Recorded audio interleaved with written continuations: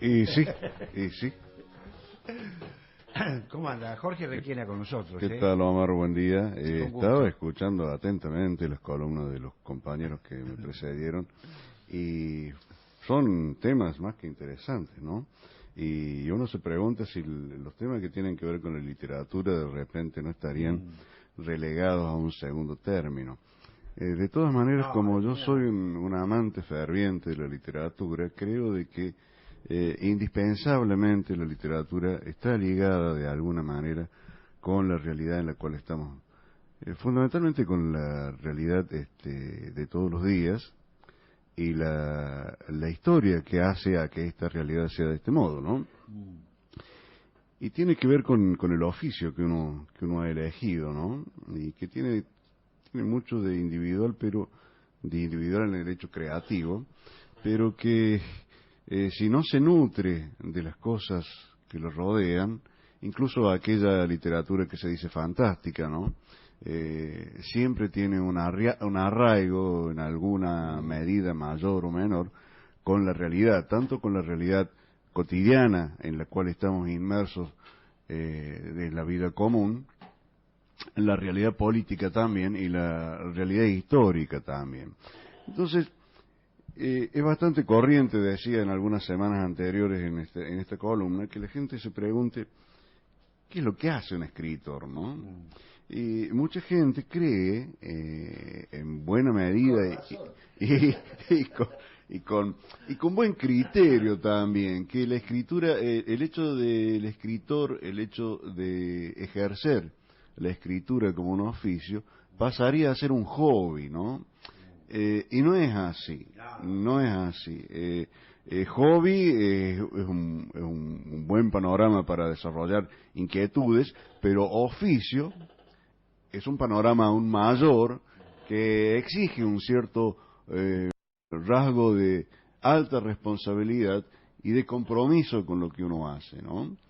Y que si bien en las generales no reditúa económicamente lo suficiente para poder subsistir de eso, el compromiso está creado por otro lado, es decir, generalmente los oficios se desarrollan en función de que da algún tipo de sustento para poder sobrevivir, pero en la tarea artística es muy difícil que eso suceda y en literatura mucho menos, es decir, es probable que un músico, a pesar de todos los avatares que tiene que enfrentar un músico, tenga algún escalón superior en las posibilidades para acceder al menos no a subsistir, pero al menos a conseguir algún aporte económico a lo que se está haciendo.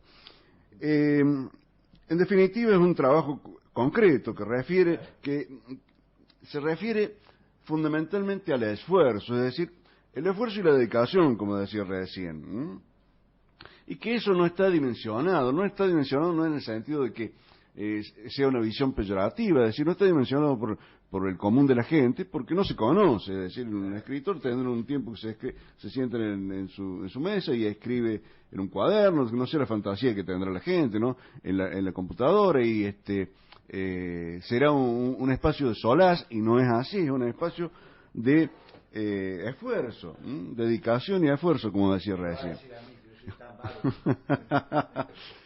Y un poco para ejemplificarlo y viéndolo desde la visión mía en cómo encaro la tarea del escritor, por ejemplo, para escribir una novela, ¿qué se hace?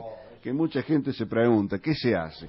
Bueno, uno parte de una idea base, es decir, tiene varias ideas que las va concatenando con el tiempo, les va dando forma en la cabeza, a veces se escribe, esas escrituras que generalmente son ideas dispersas, después las va conglomerando y pasa a ser lo que sería un bosquejo argumental, lo que comúnmente se llama un borrador, ¿no?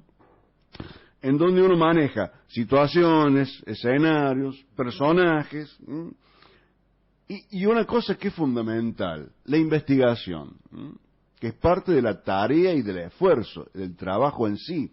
Uno tiene que investigar. ¿Cómo investiga? Leyendo, yendo a su biblioteca, yendo a otras bibliotecas y yendo a Internet, que es una de las herramientas más valiosas que tiene afortunadamente a mano el escritor. Claro, y por ahí la inmediatez. En la inmediatez es fundamental. En la inmediatez es fundamental. Incluso en la búsqueda de autores, es decir, yo escribiendo novela he llegado a conocer autores que desconocía y con obras que son sustanciales, al menos para la tarea que estaba emprendiendo, ¿no? Después hay que desarrollar ese borrador, que en general tiende a ser disperso. Uno no escribe capítulo 1, capítulo 2, capítulo 3, es decir, en esa dispersión lo que parecería ser algo anárquico pasa después a formar parte de la compaginación y el montaje, es decir, darle una coherencia, exactamente, darle una coherencia más o menos entendible a lo que sería después la obra final, ¿no? Una vez armado todo esto, viene la etapa de correcciones, que significa corregir fundamentalmente, sintácticamente dentro de lo gramatical, la ortografía y una cosa que es esencial. Claro, ya estamos en la etapa casi final, digamos. Y lo que es esencial, decía, la coherencia. Es decir, que todo ese mamotreto que aparecía al final tenga una coherencia narrativa que permita supuestamente al lector acceder más o menos de alguna manera dinámica. Pero ¿cómo se llega a esto? Se llega con innumerables, tediosas y cansadoras lecturas. Uno se lee a sí mismo innumerable cantidad de veces, con el riesgo de que en cada lectura uno siga obteniendo mayores errores. Eso lo decía Borges, en un momento hay que publicar para dejar de corregir, ¿no? Es decir, incluso en la publicación, uno con el libro publicado suele ocurrir, y es muy frecuente que uno abra el libro al azar y encuentre, pero en la primera vista encuentre un error, apenas lo mires, es una cosa muy curiosa. Ahora, digo, y que tiene que ver con lo que veníamos hablando, en esta realidad, hay recetas para todo. Estamos inundados de recetas. Hay manuales, hay instructivos, hay prospectos, hay análisis de cosas increíbles, que voy a decir, ¿cómo se puede analizar esto? Y hay estudiosos que se dedican a analizar cosas que son insólitas a veces. Ahora, digo también que aprender se trata de eso, de usar esas recetas. El proceso de aprendizaje es justamente eso, aprender sobre recetas, indicaciones, datos que vienen de antes incluso de que nosotros naciéramos, ¿no? Es decir, resumiendo esto, hay moldes para que uno piense desde esos moldes. Ahora, con la literatura pasa lo mismo. Yo traía un par de libros que no voy a leer en función del tiempo. Por ejemplo, tengo este libro que se llama Morfología del cuento, de Vladimir Prop, un reconocido autor dentro de este tipo de temática. Y otro más conocido todavía en este ámbito, que es Svetan Todorov, que se pregunta en este libro qué es el estructuralismo y hace un análisis pormenorizado de la poética. Son dos autores grosos dentro de este ambiente analítico de la literatura, ¿no? Pero no son los únicos, hay montones de estos. Yo puedo citar a Roland Barthes, o Roland Barthes, como le dicen algunos, el mismo Umberto Eco, y sin ir más lejos, los seminarios valiosísimos que Piglia editó acá en Argentina, ¿no? Ahora digo, son grandes autores que se dedican a estudiar, a analizar la literatura y plantear preceptos, desde el punto de vista crítico a veces, desde el punto de vista analítico, que teóricamente le tendría o le sirve a los escritores en general. Entonces, ¿qué quiero decir con esto? Que si hay pautas para todo, quiere decir que por fuera también tendría que haber pautas, o al menos inventar o investigar o descubrir o experimentar con pautas que no están establecidas. De eso se trata las revoluciones generalmente, ¿no? Es decir, salirse al borde de lo que hay y trasladar todo desde esa visión. Entonces yo digo, en esa actitud está el desafío, romper con los dogmas para generar estructuras nuevas o expectativas nuevas o propuestas nuevas, cosas que realmente han pasado con grandes escritores, por ejemplo, con Rayuela. Hay una ruptura total con el modo de acceder a la novela. Y sin ir más lejos, mejor dicho, yéndonos un poquito más lejos en el tiempo, el mismo Ulises, de Joyce. Claro.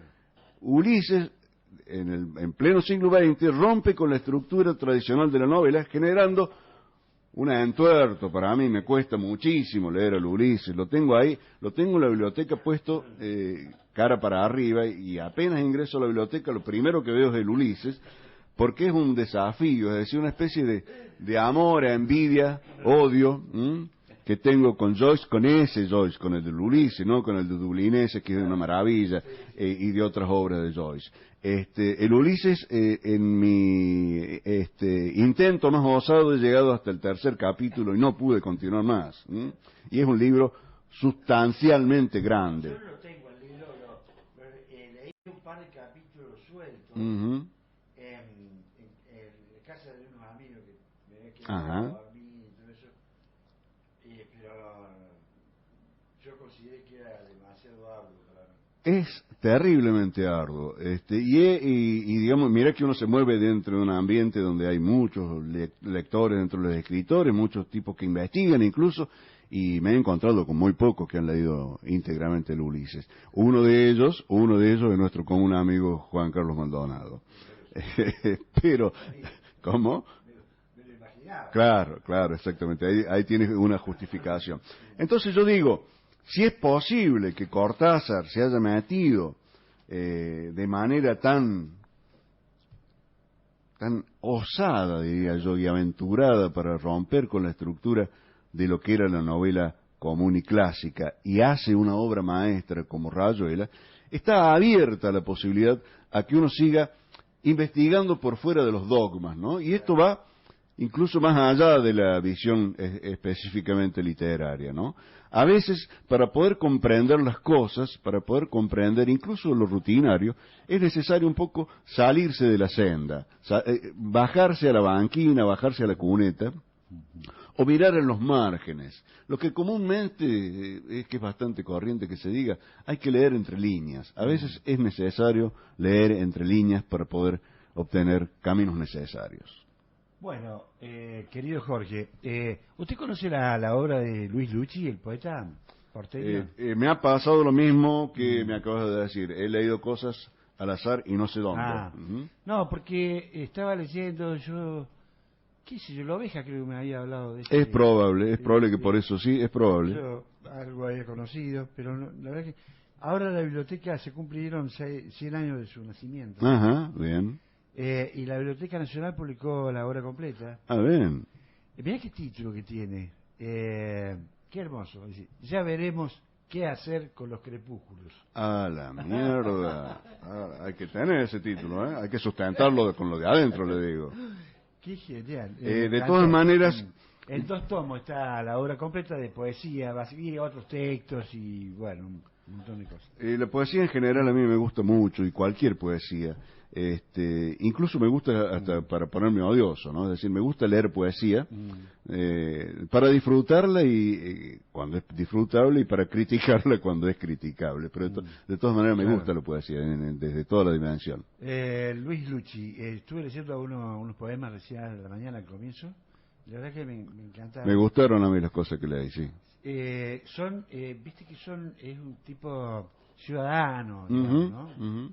Bien porteño. Tiene esa raíz que tiene el encanto que tiene toda la literatura ciudadana, que tiene que ver...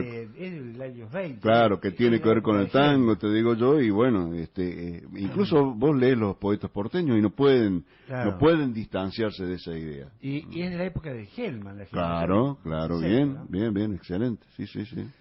Bueno, nos vamos. Será hasta la próxima, Cadero Omar. Nos vamos con el Goyo González, con Goyo Limousin, sí, que va a estar tocando este sábado en Fragueiro, allá, no me acuerdo cómo se llama el lugar, frente a la plaza, ahí cerquita de la plaza de Alta Córdoba. acérquense, van a escuchar un músico que a mí me gusta mucho. Bienvenido al universo, gracias Goyo.